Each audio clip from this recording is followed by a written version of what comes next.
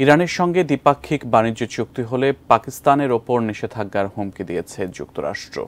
মঙ্গলবার দেশটির পররাষ্ট্র মন্ত্রণালয় জানিয়েছে, কেউ যদি ইরানের সঙ্গে বাণিজ্য চুক্তি করতে আগ্রহী হয় সেক্ষেত্রে এ সম্পর্কিত কোনো পদক্ষেপ নেওয়ার আগে সম্ভাব্য নিষেধাজ্ঞার ঝুঁকি সম্পর্কে সচেতন থাকার পরামর্শ দেওয়া হচ্ছে।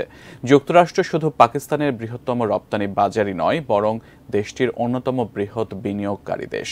3 দিনের সফরে পাকিস্তানে রয়েছেন ইরানের প্রেসিডেন্ট ইব্রাহিম রাইসি। তাঁর এই সফরে ইসলামাবাদের সঙ্গে বেশ কিছু দ্বিপাক্ষিক বাণিজ্য চুক্তি স্বাক্ষরের কথা রয়েছে।